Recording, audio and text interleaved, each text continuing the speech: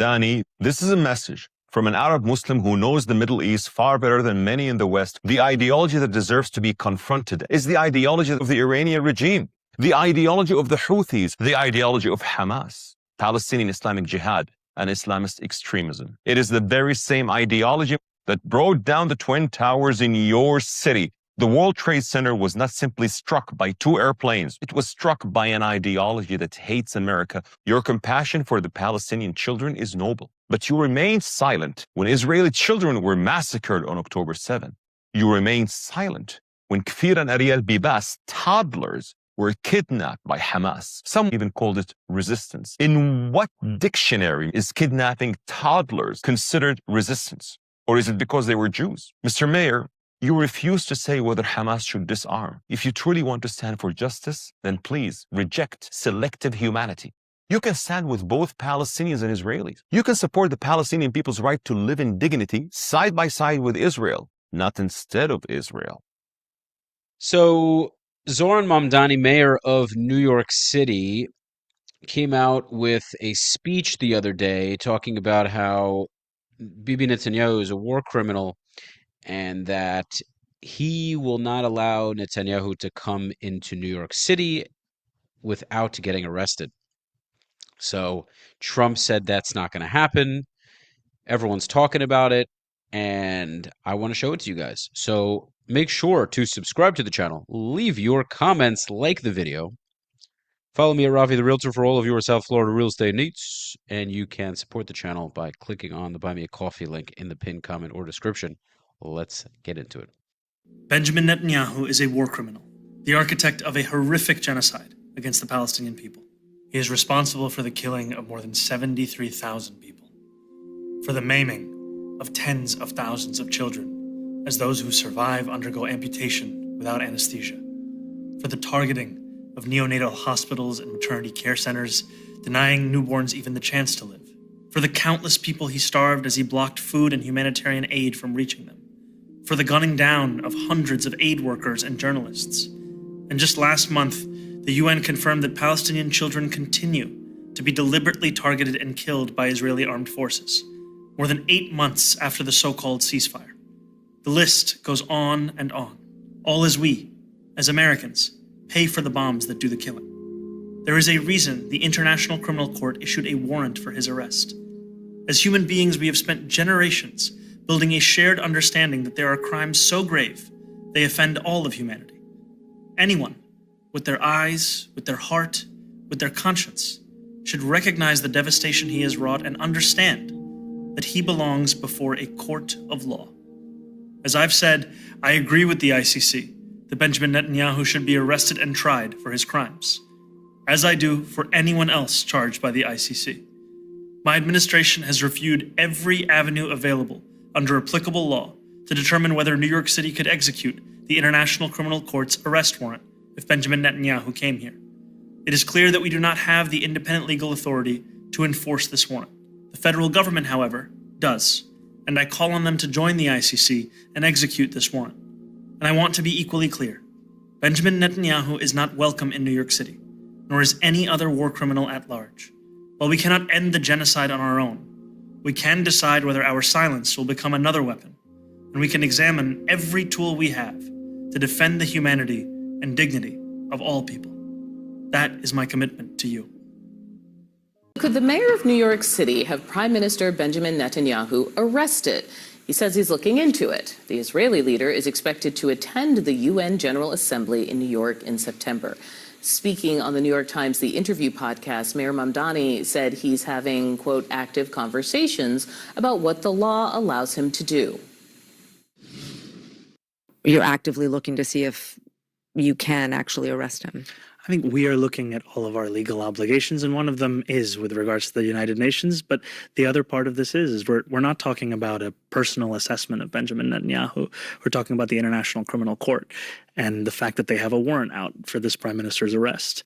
Right, with us now, CNN legal analyst Joey Jackson. Counselor, what does the law actually say here? What does it allow Mamdani to do? So, Corporation Counsel, they advise the mayor. They have got some great attorneys over there, but I think when they look at the law, they will advise the mayor that he does not have the legal ability to enforce this active warrant that was issued by the International Criminal Court, right? We know this, we have this court.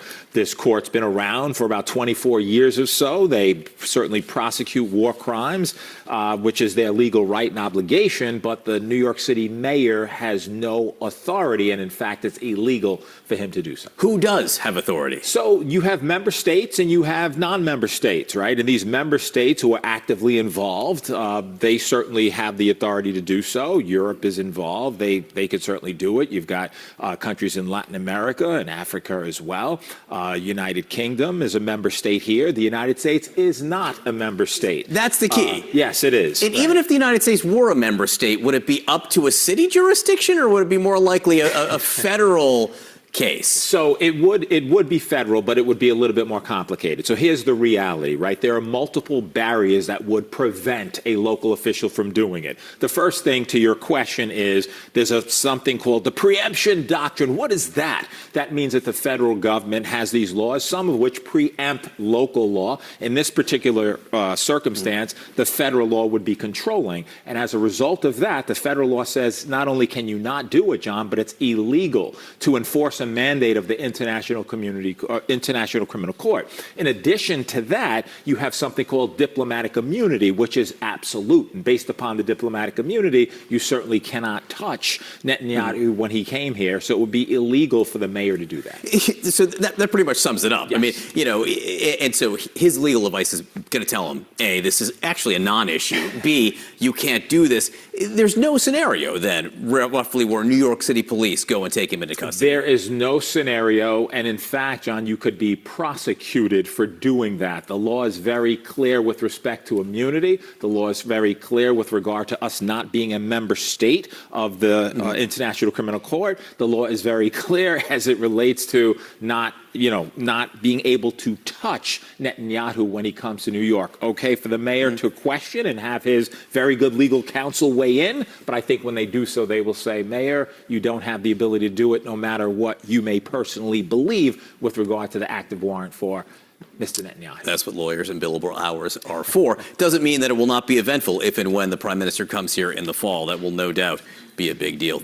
First, what do we know about what is possible, Julia? Right. So this does not appear on its face to be possible because, according to international criminal court proceedings, a country has had to agree to the Rome Statute to basically, arrest someone with an arrest warrant. The U.S. notoriously is not all that interested in participating in the ICC. The Trump administration and the Biden administration have notoriously not great relationships with the ICC. That being said, though, I do find these comments fascinating because we are seeing really a decline in support of Israel from Americans across the board, across the political board. On the far left or the left, you have someone like Zohran Mamdani talking about arresting Benjamin Netanyahu. But this comes roughly a week after we saw Vice President J.D. Vance go on Joe Rogan's podcast and essentially accuse Israel of manipulating U.S. public opinion over the war. We were talking about that, and I think the thing for me that's confusing, though, is these other people don't have this,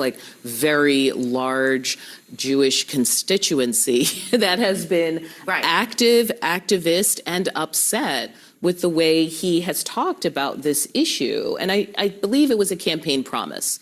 But I looked at a website that had dozens of campaign promises, and most of them weren't fulfilled. Why would this be one that he would kind of talk about publicly? It's a strange political battle to pick, especially because you think about a lot of the Jewish business leaders in New York who business leaders have threatened to leave the city. But was that like a gotcha moment? Is there no way he could have said, actually, that's not something I would do because he had promised it? Did he basically have to answer that way because it was the New York Times raising it? Oh, so you're saying, was he put into a corner and he has to give his most polarizing take? Because yeah. I mean, that's kind of been his whole campaign shtick, right? Putting out these incredibly sort of polarizing positions. A lot of people have questioned whether or not they're even really possible, right? And then trying to utilize that to gain public support over one group within New York. The question becomes, Audie, to your point, New York has very different constituencies. And can you run a long-term mayoral tenure while polarizing literally half the city? Like, answer is to be seen. But I think that there's no way, to Julia's point, that this is something that we should be thinking about as more than a gimmick. Right. And at the end of the day, he can't run for president, right? So he's not thinking of like those big long-term ambitions. But he is, to me, coming off as somebody who is part of a movement and trying to be at the front of a movement that requires coming up with sentences to say, right, as a Democrat or somebody who is progressive, that will appeal to this world of the newly polled that are frustrated. Right. You're right that he can't run for president, but he does have a constituency that is more than just New York. He does have a national political following that is very interested in what he does and very interested in his influence, and he's very interested in flexing that influence. Yeah. Obviously, we saw a lot of that in the New York races. Who knows whether that expands in the future? But this is an issue that is so critical to the base of the Democratic Party. So he's continuing, even if it's not legal, to tap into that. The leader of a key U.S. ally in this war, the Israeli Prime Minister Benjamin Netanyahu, as you know, Congressman, is scheduled to travel to New York City, where you are, for the United Nations General Assembly in September. But your city's Democratic mayor, Zohran Mamdani, now says his office is looking into the possibility of actually arresting him during that visit because the prime minister is a, quote, war criminal. That's what he says, who belongs in The Hague. That's where the International Criminal Court is based. Do you support or oppose what Mamdani is threatening to do? Yeah, well, look, the United Nations is for all leaders to come to the United States, for them to have a chance to talk to the collective body, whether you agree with them or not. I have had on other sides with other folks to say that they should have had the right to come to the UN, and they did, to speak to the United Nations in that regards. And people have the right to speak out loudly against what they may say and represent. That's fine. But I think the mayor has also walked that back some. I saw a quote where he said that he does not intend to violate federal law or existing law, and looking for other laws, as President Trump sometimes does, tries to go around the law, and that he understands that the UN's functions needs to continue to move forward and let the UN takes care of its business. And so I think that the mayor should make sure that he's not arresting anyone at this point. All right, so it appears very clear that Mamdani does not have the authority to do so, to arrest Netanyahu. And it's just very interesting to me how everyone is so obsessed with Israel. It's a 1-to-1 death ratio. Likely at least half of the deaths are Hamas, Islamic Jihad, etc. Hamas doesn't release those numbers. I believe it's a few 100,000 tons of, no, I believe the figure is 1.4 million tons of aid was given to Gaza. They gave vaccines for polio. The birth rate has been more than the death rate.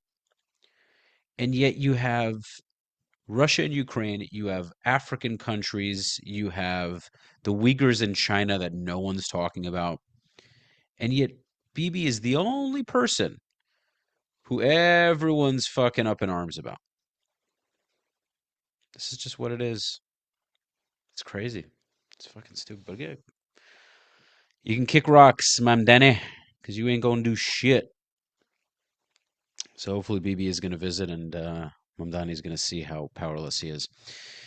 Make sure to subscribe, like the video, leave your comments. And by the way, I don't think Mamdani is powerless. I think he's on the come up. I don't think New York is going to be such a great place in the coming years. For sure, definitely not for Jews, but I think in general. It's socialist city, baby. Speaking of socialism, South Florida real estate, if you're looking to get out of New York, give me a call. Would love to help. Just don't bring any political crap with you. Like whatever nonsense is ruining New York, don't bring it with you. Make sure to check out the Buy Me a Coffee link in the description or pinned comment. That is where you can support the channel. If you believe in what I do and you support what I'm working on, it would mean the world to me. I hope you'll tune into the next video. Until next time, peace out.